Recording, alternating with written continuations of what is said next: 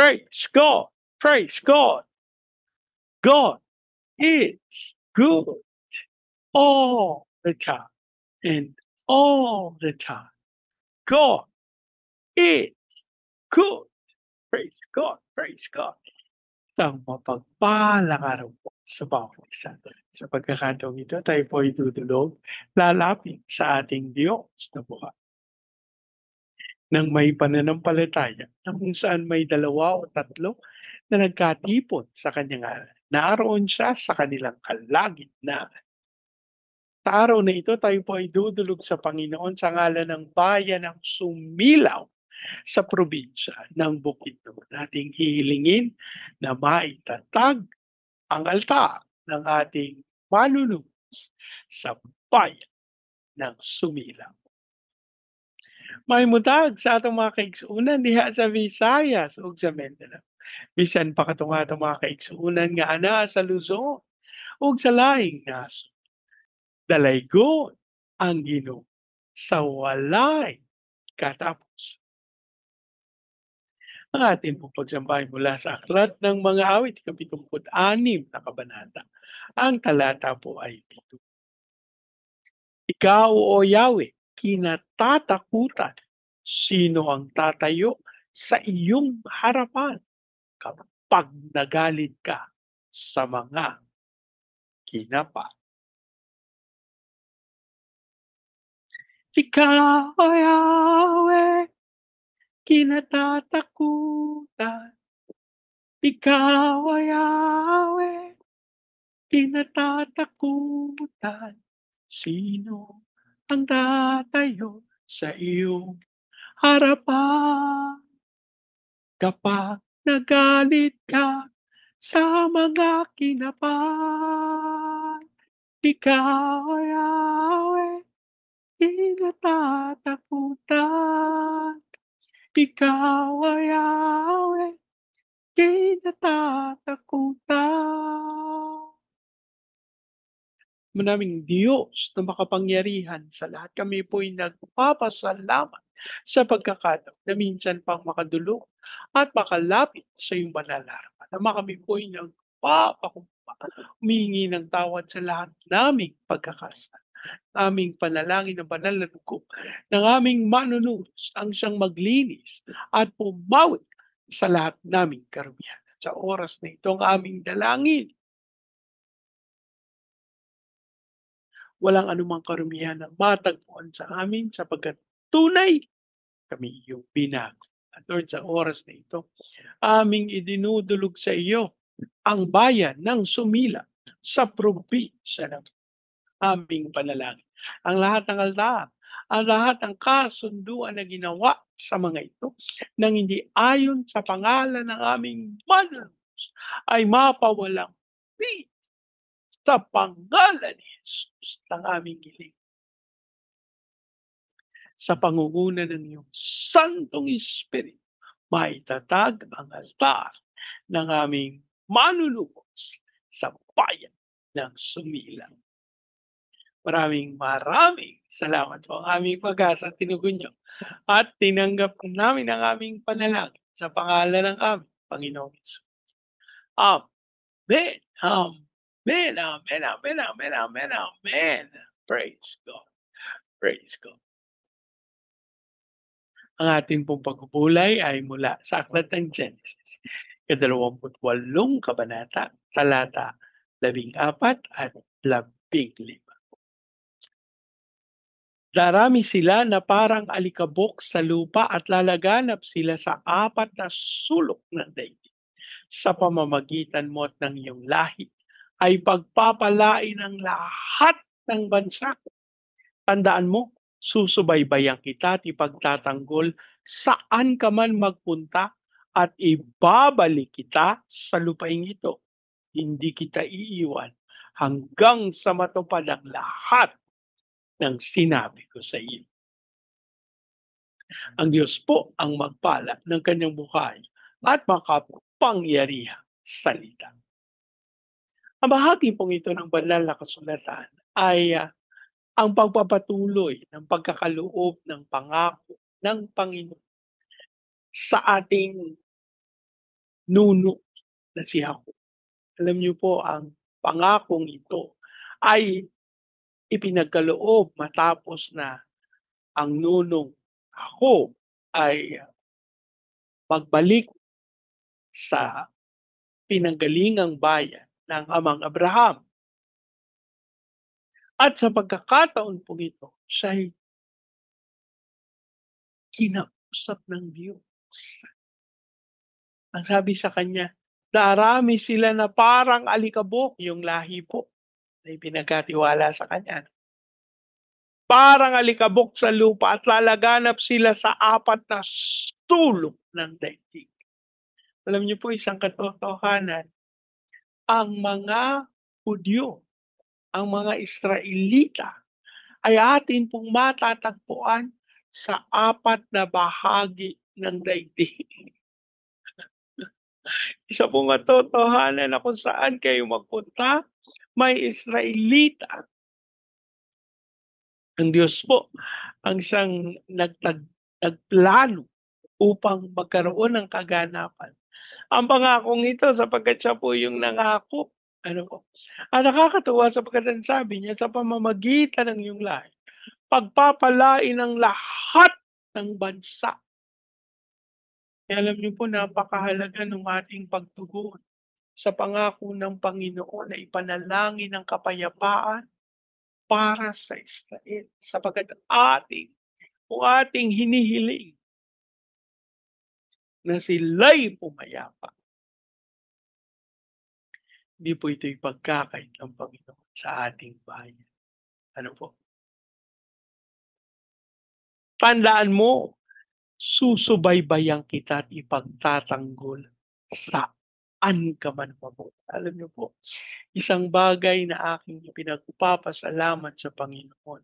Ang banal na kasulatan po para sa akin ay ang aking treasure chest ng mga pangako ng Panginoon. Na kung ang inyo pong lingkod ay dumaraan sa isang mahigpit na pagsubok, ako'y nanunumbalik sa salita ng Diyos.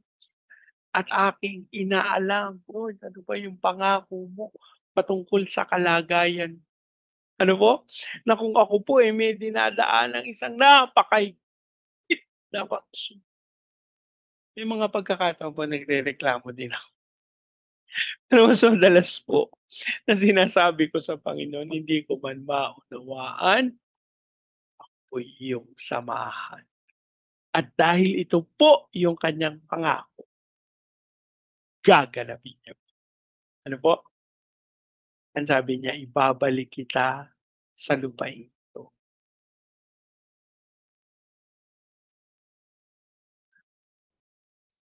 Kung meron pong kinakausap ang Panginoon dyan at sinasabihan ka ng Panginoon, kapatid, ibabalik kita. O, alam niyo po, napakahalaga ng salitang balik, pagbabalik. Sapagkat yan po ang isa sa ipinangako ng kilalang general ng Amerika, si Douglas MacArthur. Ang sabi niya sa Pilipinas, I shall return. At ang pangako pong iyan ay kanyang tinupad at tunay na ililigtas ang ating bayan. Tandaan po natin, ipagtatanggol tayo ng Panginoon. Susubaybayan tayo at ibabalik tayo sa lupain kanyang ipinangako. Hindi niya tayo iiwan hanggang matupad ang lahat ng sinabi niya sa atin. Yung kadahilanan kung bakit ang inyong lingkod ay may lakas ng loob na ang kinin katotohanan ng salita ng Diyos. Sapagkat ang sabi ng banal na kasulatan ng salita ng Diyos ay buhay at mapapisa. Kit na matalas kaysa ng pangtabak na magkabilitan. Ito'y nanunood sa pinaghiwalay ng kaluluwa ng Espiritu na mga pasok-pasukan ng katataw ng iniisip at binabalak ng tao. Yung paraan ng salita ng Diyos ay gaganapin ang kanyang ipinangako.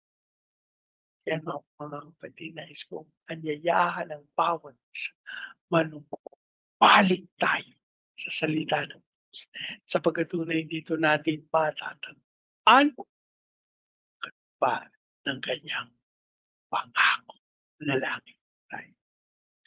Maraming Diyos na makapangyarihan sa lahat, kami po'y nagpapasalamat sa pagkakataon na minsan pa makadulog at makalapit sa iyong panlalarawan. At Lord, kami nananalik, ikaw po ang kumilos ng may kapangyarihan sa buhay ng aming nunong ako. At katulad ng iyong pangako, tutuparin mo ang lahat ng iyong inidiwang pangako sa oras na kami po'y umihingi ng tawad sa mga pagkakataon naman ng aming kaisipan ay nakatuon sa mga bagay ng sanlibutan ito. Ang aming kami po'y atid sa katotohanan at tunay aming mapanghawak yung salita na kami yun ang pinagpagtagbay. Ang aming hindi po'y dinudulog sa iyo, bayan ng sumit. Aming panalangin o po magkaloob ng unawaan sa katawan ng aming Panginoong Yesus Kristo. Dasal na ang pagkilos mo na may kapangyarihan at tunay pagkaloob kita. Kilang sa inyong pangaling. Lord, amin din ito katuparan ng pangako mo sa amin, the launching pad of the gospel, to be a missionary, sending country, to be the America ways in the heart of its glory. Yan ang aming panalangin ko po. Patuloy na magkaloob ng kaunawaan patungkol sa katuparan ng iyong pangako. Ang daming nilitinong sa ito. Ang bayan ng sunod. Aming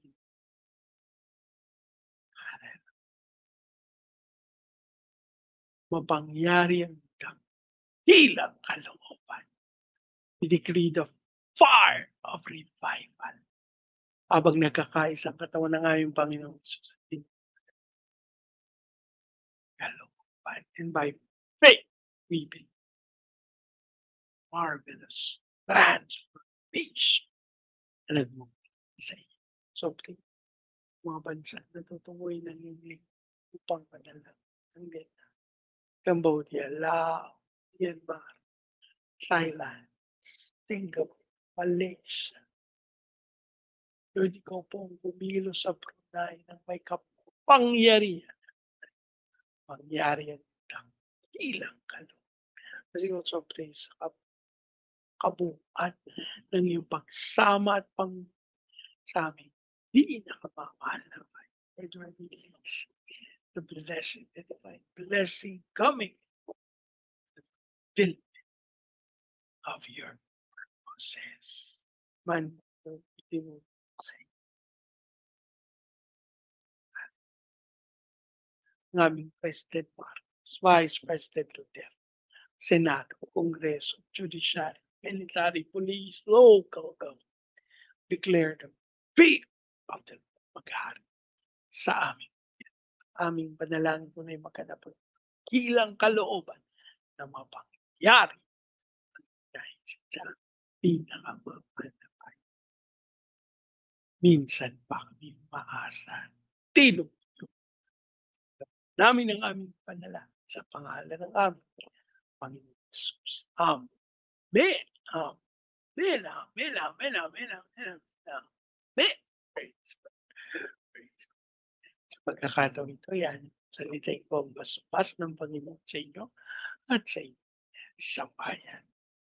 I declare the everlasting love of the Father. I declare the unending blessings of the Son. I declare the sweet, sweet, sweet fellowship of the Holy Spirit now and forever. For I declare there's no house and lot with parking, with no fee, nourishing Jesus. Amen. Many, many, many, many, many, many. Praise God.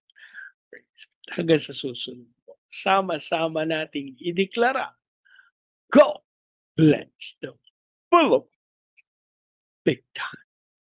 So we declared, God be all the glory in Jesus' name. Amen. Amen. Many, many, many, many, many. Praise God. Praise God.